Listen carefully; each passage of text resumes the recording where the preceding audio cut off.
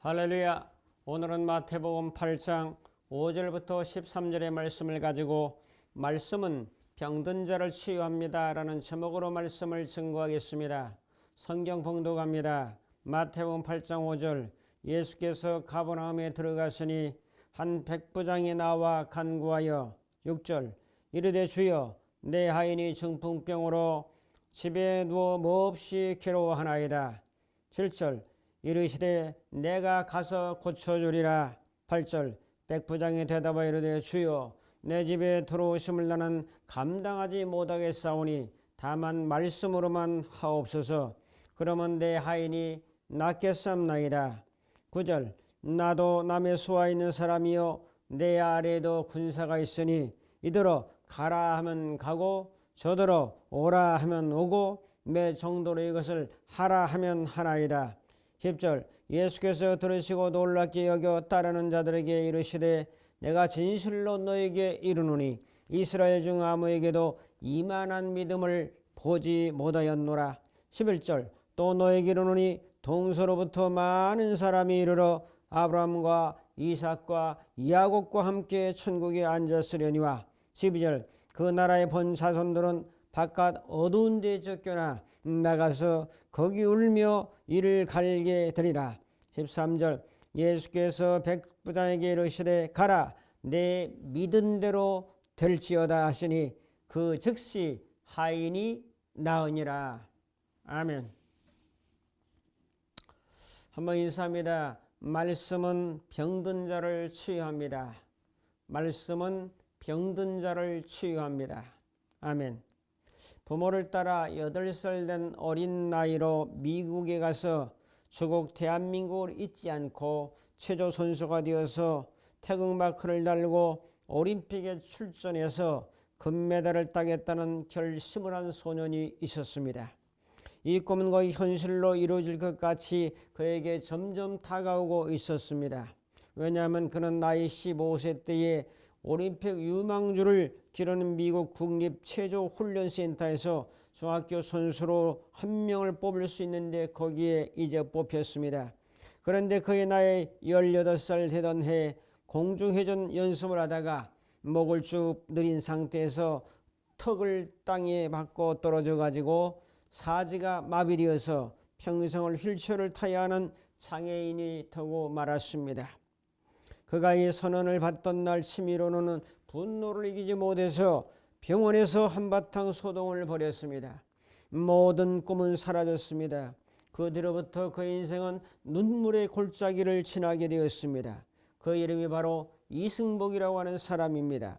절망에 빠져 하루 종일 죽고 싶은 심정으로 그런 괴로운 나날을 보냈습니다. 근데 그가 꿈을 가질 수 있도록 역사하신 것은 바로 복음이었습니다. 그가 휠체어를 타고 대학 캠퍼스를 지나가던 어느 날 똑같은 또래의 레리 실버라는 이름의 친구로부터 예수님에 관한 복음의 소식을 들었습니다. 그는 그 뒤로 성경 말씀을 읽고 암송하기 시작하면서 희망이 생겼습니다. 하나님께서 나를 버리지 않으신다. 하나님께서 나를 향하신 계획과 뜻이 있으시다.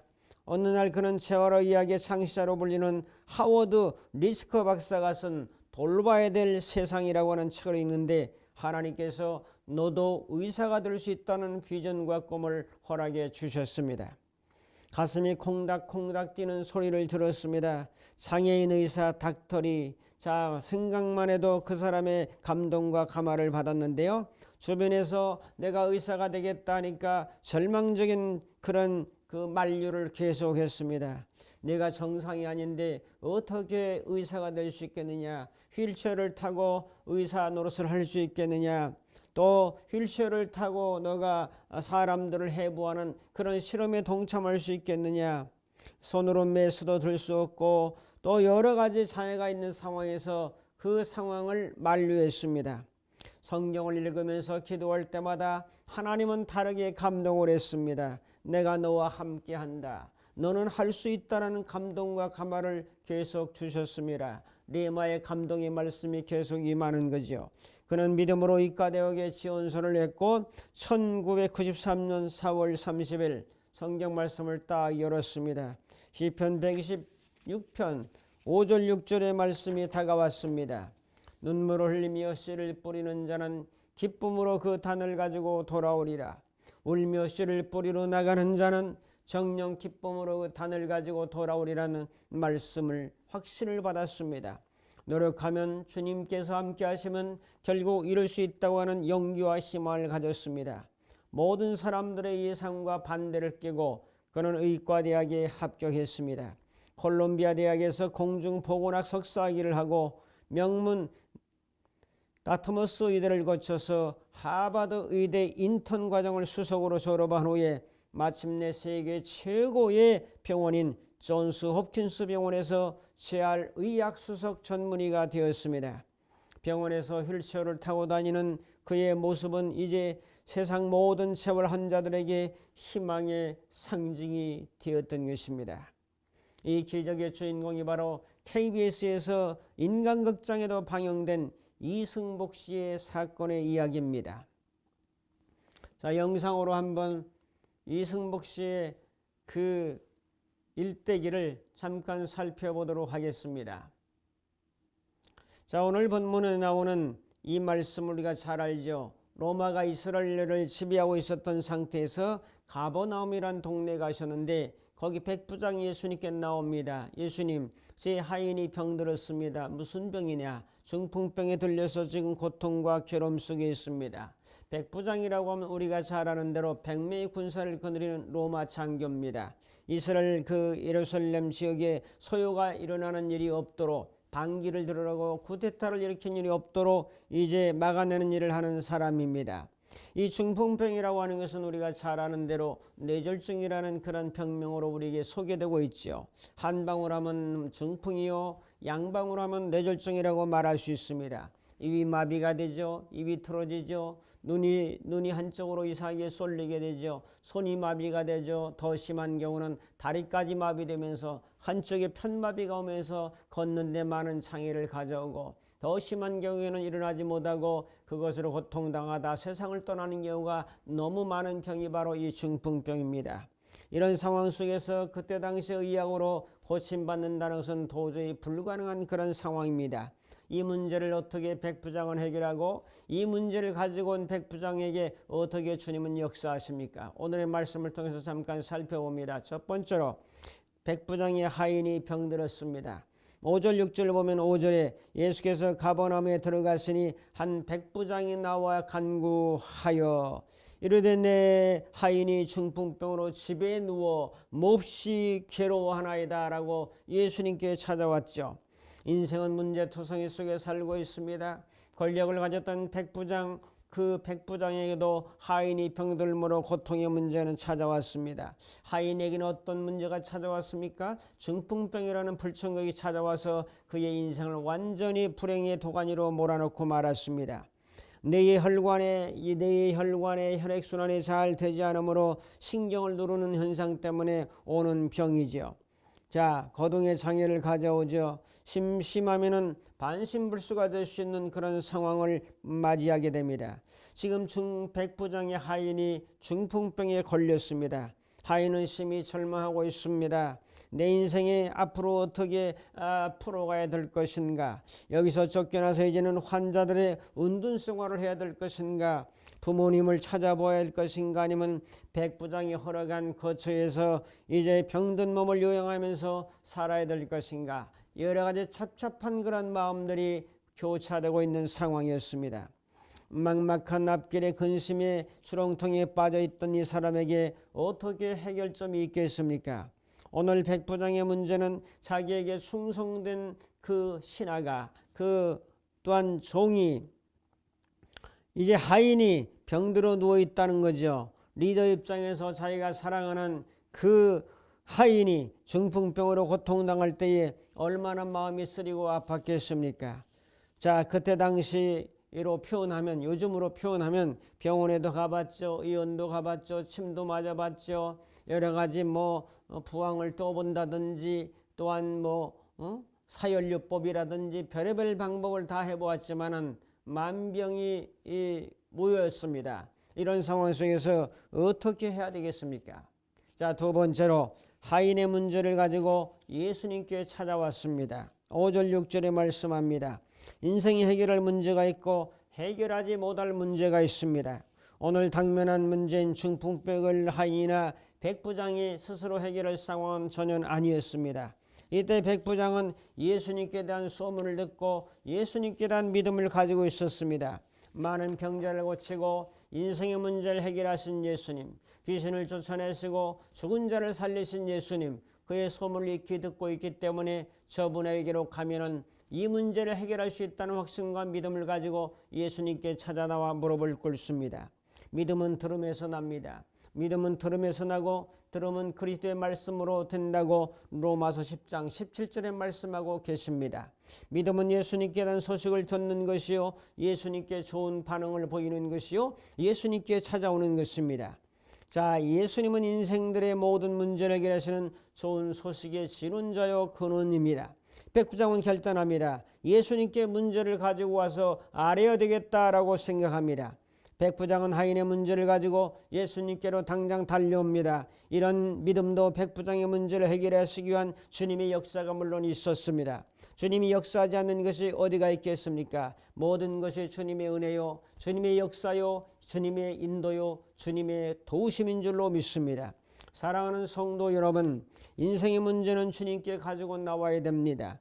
해답은 예수님께 있습니다. 시험 치는 학생들의 해답은 선생님이 가지고 있는 것처럼 우리 인생의 모든 문제의 해답은 예수님이 가지고 계십니다. 믿음은 나의 문제를 가지고 주님께 나오는 것입니다.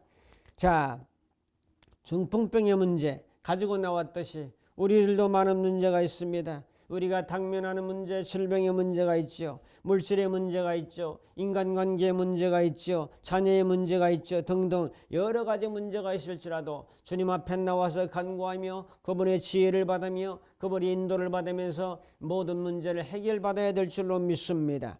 이 믿음의 발걸음을 이제 우리는 옮기는 거죠. 요단강의 믿음의 발걸음을 옮겨서 가나안 땅으로 진입해 가는 것처럼 우리의 고통의 상황과 문제 속에서도 예수님께 나와서 나갈 때, 믿음의 발걸음을 옮길 때 거기 하나님의 역사가 있습니다. 여러분, 주님께 나올 때 문제가 해결이 시작됩니다. 낙심하고 절망하고 근심하고 있다고 해서 되는 것이 아닙니다. 문제를 가지고 예수님께 정말 진실로 우리 구주 예수 그리스도 나를 위해 십자가에 피 흘려 돌아가시고 부활하신 그분 앞에 나올 때에 수고하고 무거운 짐진 자들아 다 내게로 오라, 내가 너희를 쉬게 하리라고 말씀을 믿고 믿음으로 주님 앞에 발걸음을 옮길 때 거기에 하나님의 초자연적 역사가 있게 될 줄로 믿습니다.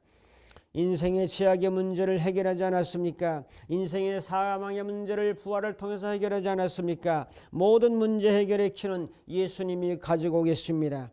호텔이나 콘도나 모텔이나 숙소에 가면 키를 받아야 됩니다. 카운터에서 키를 받아야 됩니다. 집에 있는 이 모든 문을 다 열 수 있는 키를 가지고 있습니다. 마스터키. 아니면 여러분 이 주인으로부터 키를 받을 때 문을 열 수가 있습니다. 문제를 해결할 수가 있습니다. 성도 여러분, 주님 앞에 나오면 해결됩니다. 믿음은 주님 앞에 나오게 합니다. 믿음은 내 힘으로 해결하려고 하지 아니하고 주님을 의지해서 주님께 나오는 것입니다. 이 믿음도 여러분에게 주님께서 허락해 주실 줄로 믿습니다. 그건 세 번째로 말씀은 믿음을 통해 치유를 일으킵니다. 말씀은 믿음을 통해 치유를 일으키는 거죠. 자, 7절에 보면 이르시되 예수님이 말씀하죠. 이르시되 내가 가서 고쳐주리라. 예수님이 가서 고쳐준다고 말씀합니다. 8절에 백부장은 대답하자 주여 그리 마옵소서. 나는 예수님께서 내 집에 들어오심을 감당하지 못하겠습니다. 그냥 말씀만 해주셔도 됩니다. 주님이 말씀만 해주셔도 저는 고쳐질 줄로 믿습니다. 내 밑에도 이제 부하들도 있고 있는데 보면은 가라 하면 가고 오라 하면 오고 하라 하면 합니다. 예수님께서 이 말씀을 들으셔서 깜짝 놀라는 거예요. 아니 이스라엘 중에도 이만한 믿음을 만나지 못했다. 이만한 믿음은 가장 큰 믿음이요 거대한 믿음입니다. 영어에서는 great faith라고 말하고 있습니다. 여러분 이 grace 거대한 겁니다. 아주 큰 것을 이제 말하는 겁니다. 이만한 믿음이. 자, 이스라엘 백성들 중에도 이만한 믿음을 가진 자가 없었는데 못 만났는데 이방인이었던 로마의 군대 장교의 믿음이 이렇게 강렬하다니 깜짝 놀라서 칭찬하지 않습니까 여러분? 백부장의 믿음은 예수님이 칭찬할 만한 거대한 믿음이었습니다. 이렇게 거대한 믿음을 이스라엘 중에서 만나보지 못했을 때 예수님은 백부장의 믿음을 보고 얼마나 기뻤는지 모릅니다. 여러분의 큰 믿음을 보시고 하나님은 기뻐하십니다. 여러분이 주님 앞에 나와서 주님의 말씀을 신뢰하는 믿음을 가질 때 주님은 얼마나 기뻐하겠습니까? 여러분 13절에 말씀합니다. 백부장에게 이르시되 가라 내 믿은 대로 될지어다. 이 말씀입니다. 이게 해결의 키입니다. 가라 내 믿은 대로 될지어다 하시니 그 즉시 하인이 나으니라. 말씀이 선포된과 동시에 하인이 그 즉시 나았다는 놀라운 복음의 광명의 빛을 받았습니다. 성도 여러분, 여러분에게도 이런 은혜가 나타나기를 주님의 이름으로 축복합니다. 내 믿은 대로 될지어다. 이 말씀이 떨어짐과 동시에 하인이 났지요. 백부장의 믿음은 하인의 병을 낫게 했습니다. 하인이 나온 게 아니에요. 그 상관되었던 백부장이 나은 거죠. 백부장의 믿음은 하인을 낫게 한 것처럼 여러분의 믿음은 가족에게 역사합니다. 여러분의 믿음은 다른 형제를 낫게 합니다. 여러분의 믿음은 형제와 자매들에게 영향력을 줍니다. 내가 기쁘기만 해도 친구에게도 영향력이 있고 친구의 친구에도 영향력이 있습니다. 여러분의 강력한 말씀을 믿는 신뢰의 믿음은 여러분에게 연결된 사람에게 효력이 나타납니다. 이 은혜가 바로 백부장에게 나타났다는 것을 성경은 증언하고 있습니다. 여러분, 오늘 말씀을 통해 받는 복은 뭐죠? 육체적인 문제가 해결되죠. 정신적인 문제가 해결되죠. 영적인 문제가 해결되죠. 그 하인과 백부장 예수 믿고 구원받는 사람이 되죠. 생명과 천국을 얻는 복이 되죠. 이런 복을 다 받아 누리는 사건이 오늘 말씀입니다. 촉구합니다. 성도 여러분, 말씀을 그대로 믿으면 역사가 나타납니다. 이적이 나타납니다. 치유가 나타납니다. 이런 믿음의 소유자가 되고 싶지 않습니까? 여러분, 결단합니다. 백부장이 주님 앞에 나온 것처럼 우리는 우리의 무거운 짐을 지고 죄악의 짐 모든 것들을 갖추고 주님 앞에 나옵시다. 주님 앞에 나오면 됩니다. 하인의 문제가 백부장의 문제가 동시에 해결되면서 할렐루야 주님 앞에 영광 돌리고 평생 그 은혜를 가지고 살아 승리하며 나갔던 것처럼 오늘 우리들도 주님 앞에 나와서 말씀만 하옵소서.